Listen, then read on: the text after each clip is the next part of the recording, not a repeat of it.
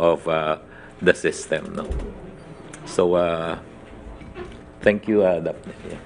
Okay, I'm sure there will be some questions in a little while, but let's move on to Secretary Ivan Uy. Do you have anything to report, sir? Thank you very much, and good morning to everyone.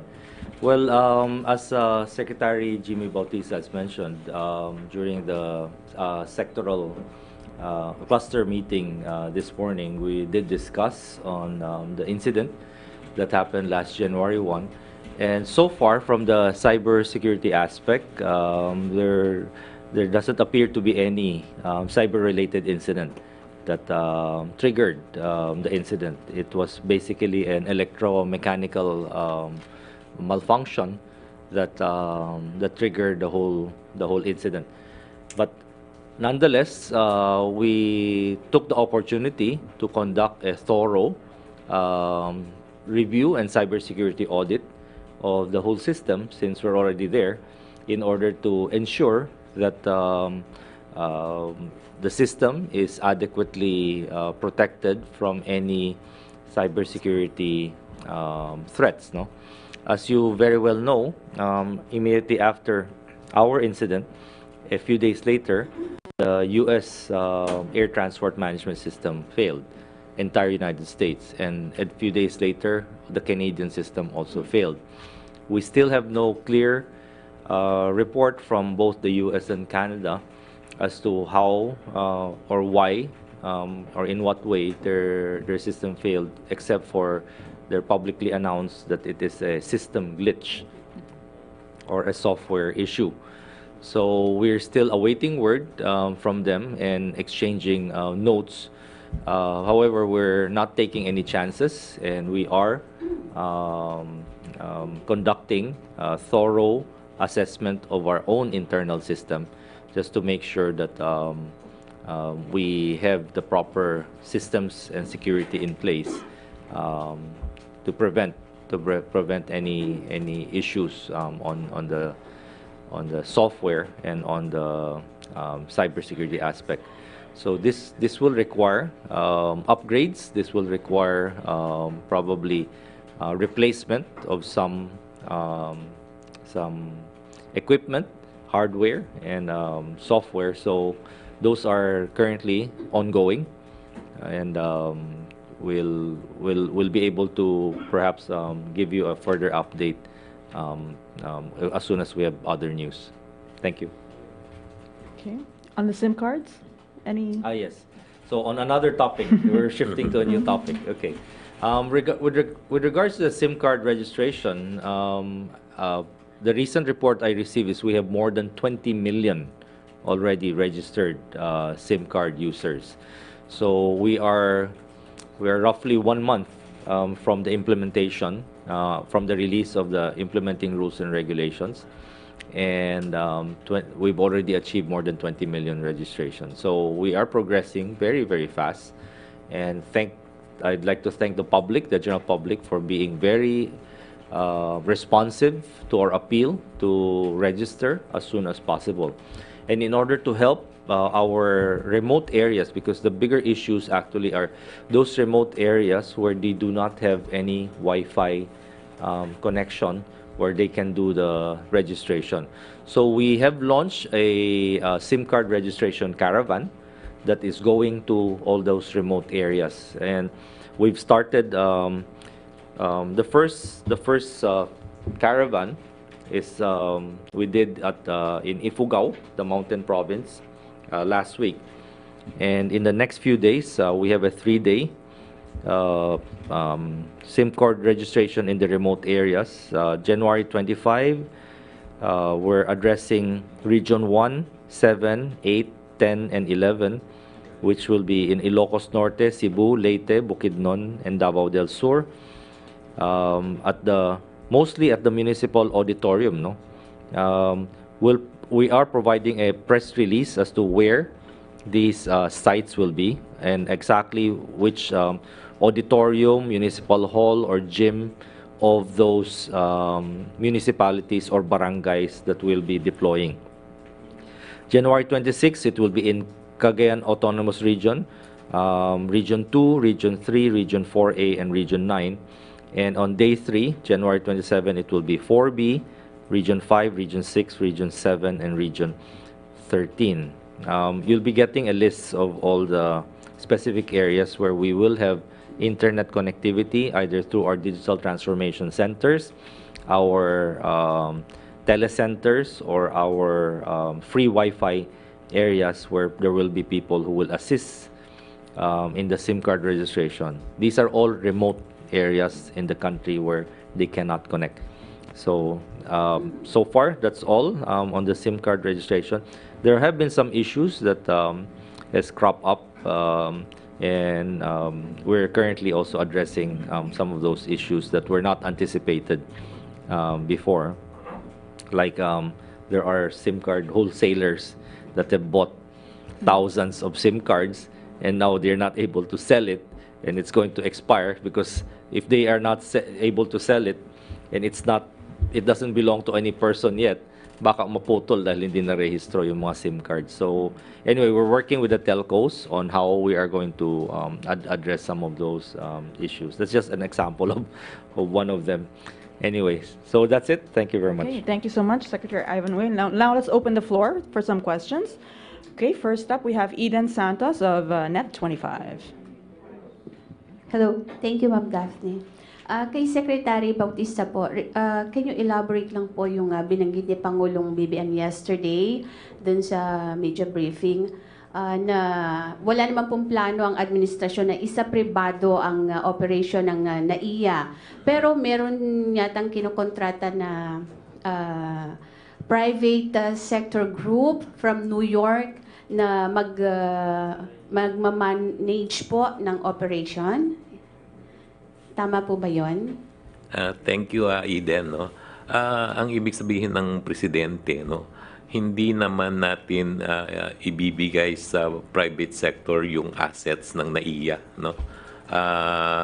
Ang ibig niyang sabihin ay it's the private sector who will manage the operations, no, through a concession agreement, no, which is what we have been doing in 2 airports now, no. Sa Cebu at sa Clark, no. Cebu is operated by GMR Megawide, no. Although yung asset talaga ay asset naman ng gobyerno, kaya hindi naman na privatized yung infrastructure, no. This is also the same with the operations of Clark International Airport, no. Yung asset remained with the government, but yung operations ay ginagawa ng private sector. Are we expecting po na parang kagaya sa mga toll expressways, baka po magkaroon ng pagtaas sa mga airfare or sa mga ibang services po ng ating mga paliparan? Hindi naman automatic na tataas, no? Kasi yung regulatory function will remain with the government, no? And the government will have a say in the rates that the operators will impose, no? So hindi ibig sabihin na tataas kaagad, no? Okay, Thank you so much po. Next, we have Alan Francisco of PTV4. Hi, ma'am. Hi, sirs. To Secretary Uy. Sir, what challenges have you been encountering regarding the SIM card registration, sir? Yun ang na-mention ko, no? One of the challenges is there are just a little issue. The main one, of course, is accessibility, especially in the remote areas. Dahil maraming mga kababayan natin may mobile phones at nangangailangan nila magpa-register within a certain period of time, pero walang mga signals, walang mga Wi-Fi connection, at dapat magbiyahe pa sila from their islands or from their communities to the munisipyo para makakuha ng signal para makapag-rehistro. So that's one area. So we're addressing that now by deploying now those connectivity. Most of those connectivity will either be mobile, meaning we're bringing our satellite systems and all those para may connectivity sila doon sa mga areas na yan. The second challenge is marami pa lang tayong mga kababayan na walang ID. Lalo na sa mga liblibang lugar po, no? So how will they now be able to register and validate their identity? So yan, we need to take that up with our team to address how we are going to validate kung wala naman silang ID. Never pa sila nakakuha, hindi naman sila nagmamane, walang sasakyan doon, so walang driver's license, hindi naman sila nagbiyahe, walang passport, hindi naka-register sa SSS, sa GSIS, sa PhilHealth, Pag-ibig, wala.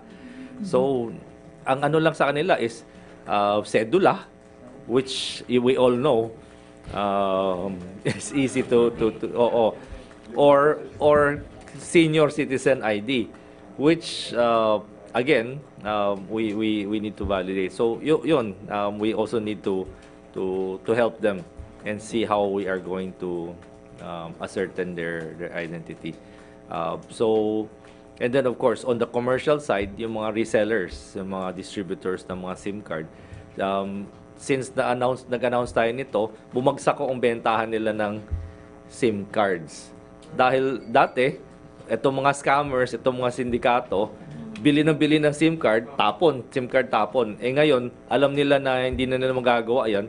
So bumagsak ngayon yung bentahan ng SIM cards, which we actually anticipated that will happen. After all this registration, there will be much fewer SIM cards that is going to be sold because there will be no more demand. And most likely, karamihan siguro mga SIM cards binibenta sa airports. Dahil sa mga travelers, foreigners that will be coming in that will buy their SIM cards. But in terms of the local population, the sales will be very, very small once this happens. So those are the things that we are studying and anticipating and preparing for. Thank you. Okay, thank you. Follow-up lang, ma'am. Okay, follow-up. Yeah. Sir, mahirap i-validate yung identity ng mga kababayan natin in some remote areas, which leads me to my next question. Yung sa national identification, sir. I mean, mas makakatulong sana yon kung meron ng ID yung ating mga kababayan. Please clarify that, sir. Tama po. At yun ang medyo, that's a big challenge, no? And you may have to address that question to the Philippine Statistics Authority since sila ang primary agency that's implementing the national ID. Pero ang nakikita namin po na solution dito, hindi ko pa din-discuss with the team, no? Is that pag mag-SIM card registration kami doon sa remote areas, dadalhin na rin namin yung national ID system. Para right there, pagka-register na national ID, mag-SIM card registration na rin sila. So we shoot two birds with one stone, di ba? Mas madali yung deployment. So yun ang mga solution na pinapackage po namin. That's a great idea, sir. Great idea. It looks like a popular idea here. Yeah, I see everybody nodding their head. Okay. Thank you po. Thank you. We have next Alvin Baltazar of Radio Pilipinas. Secretary Uy, magandang umaga po. Follow-up lang po doon sa problema doon sa commercial side ng sa SIM card. Base doon sa pakikipag-usap niyo sa mga telcos, magkano yung malulugi sa kanila kung hindi madi-dispatch yung mga SIM? Wala pa kaming idea doon. We'll have to talk with them to see, no? Kung marami ba sila na-produce. But they already knew that the SIM card registration law was going to be signed last September. So I'm sure they've already anticipated na kung mapipirma yan, if they are doing proper business planning, alam nila that the demand will significantly decrease. So if I were them, I would not order new SIM cards from manufacturers. I will just make sure that the existing inventory maubos na lang. And then dahan-dahan lang deployment. So it's a business planning side on their part on how they should. Sa tingin ko, hindi naman malaking malulugi sa kanila. Dahil kung magaling sila sa planning, alam nila na itong batas, pag lumabas, babagsak yung demand. At pagbagsak ng demand, it will be foolhardy for them to still continue ordering the volume of SIM cards that they used to order. Secretary, nabanggit nyo kanina, mukhang bumaba nga yung benta kasi yung mga scammers. Masasabi ba natin nagkaroon ng chill effect doon sa mga scammers itong SIM card registration? Well, gusto ko lang matanong ho sa inyo, dati before this law was signed, ilang text messages na tatanggap nyo sa isang araw at ngayon, ilan po? I'm sure all of you felt a significant drop. Dati, I get about 6 or 7. Now, 1 or 2. Tama, di ba? So I think that answers your question. Okay. Next, we have Tuesday New of DZBB. To Secretary Bautista, sir. Sir, nung binigay niyo po yung initial result of the investigation doon sa NAIA incident, ano po ang naging reaction ni Presidente? At can you share to us, sir, some of your recommendations po para matugunan yung problema na ito? This is not the first time that we reported this to the President. We reported this even earlier, a few days after the incident happened. And nakita nga niya na kailangan magkaroon ng some improvements in the maintenance of the system. And ito yung pinag-usapan namin na as much as possible, CAAP will continue to maintain the system daily, weekly, or monthly, as what the maintenance program requires. And ang sabi nga niya, mas mabuti kung magkakaroon tayo talaga ng permanent maintenance agreement with the suppliers. Kasi hindi tayo nagkaroon ng permanent maintenance agreement with them, since the system's warranty expired in 2020. As early as September, we have been working with Sumitomo and Thales about this. Meron lang some issues that we need to trace out. We need to settle some financial issues with them. Meron silang claim against the government, where meron din tayong claim against them. And we're just trying to settle this. And hopefully, by the end of this month, meron ng clear indication on how we will be able to settle the issue. And isa sa mga recommendation niya ay still enter into an agreement with the supplier, and separate the issue of claims, which we have already communicated with the supplier even before. We met with Sumitomo and Thales a few weeks ago, and we suggested that we negotiate for a permanent maintenance agreement, pending the settlement of the issues. So yun ang aming mga ginagawa ngayon. Follow up lang, sir. Yung mga naulit po kasi yung incident last January 1 to last week, pero parang iba naman yatang problema yon. Medyo maikli yung oras na ginugol doon sa pagkukumpuni nung something technically na problema. Yung mga ganitong incidents, sir, in the coming days or in the future, magkakaroon pa ba ng ganitong mga incident after these 2 incidents po? Yung huling incident, this is a scheduled maintenance. Kailangan ayusin na natin yung second UPS para magkaroon tayo ng backup. Kaya we made arrangement with the supplier for them to be able to fix the second UPS. It was scheduled 4 o'clock in the afternoon. 4 o'clock in the morning, sorry. Medyo tumagal lang ng konti yung maintenance na ginawa. But these are all coordinated. And nagkaroon ng konting delays yung ibang mga airlines. But as early as 6 o'clock in the morning, operations was already normal.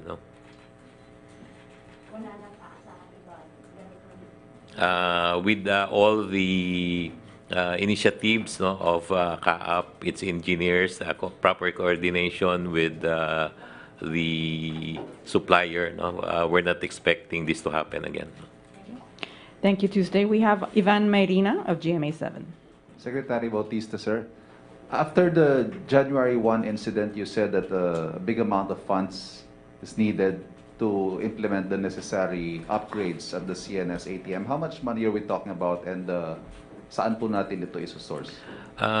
Unang-una, we need to upgrade the software. according to the supplier, they do up 2 upgrades a year, no? And since 2020, we have not had any of the upgrades, no?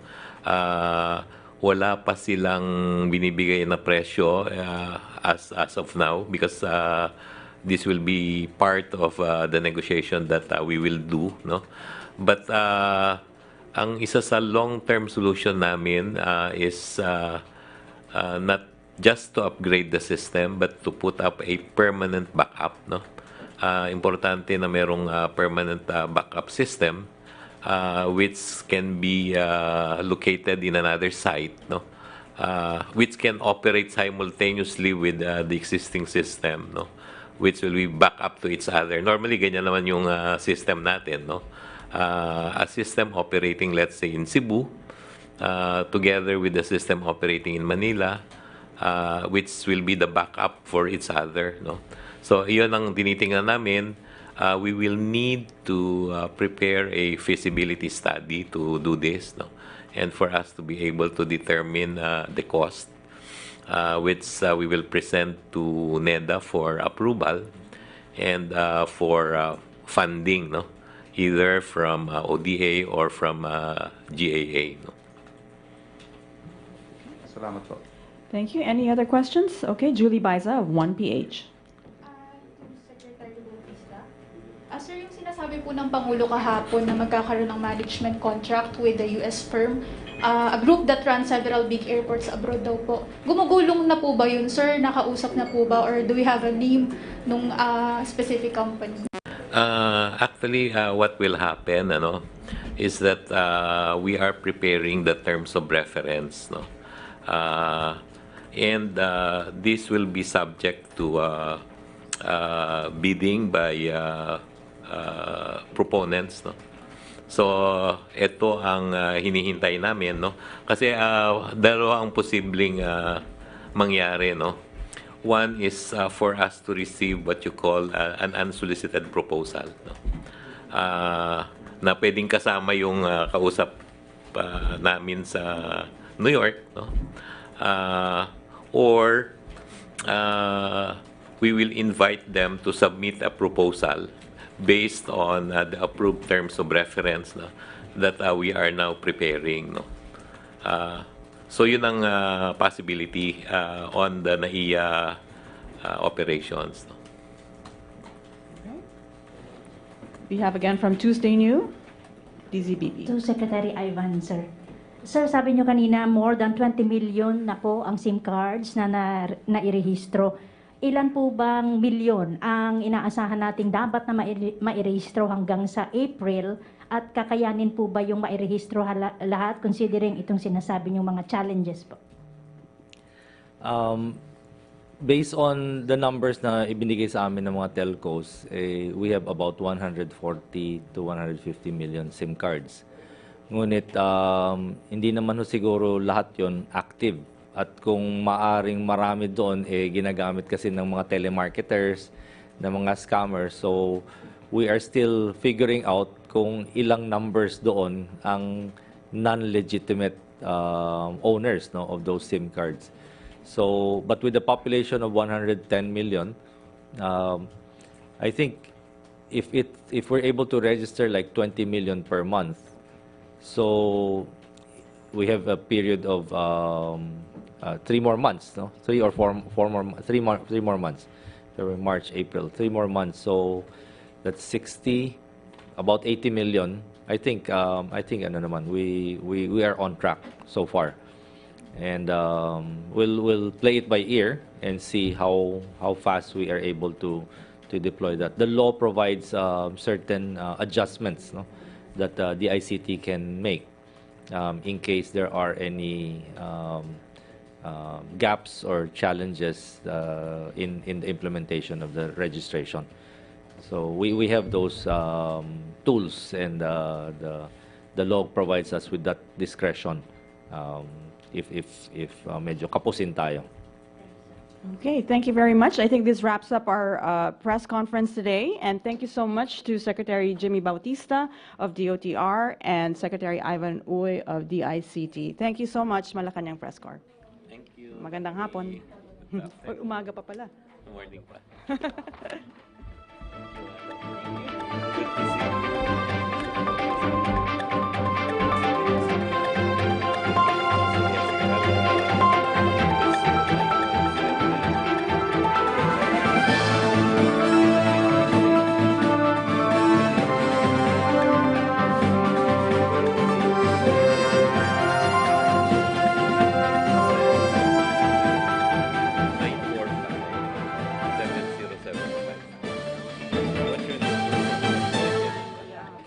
You can, if you have any message, Yeah. 0917 0917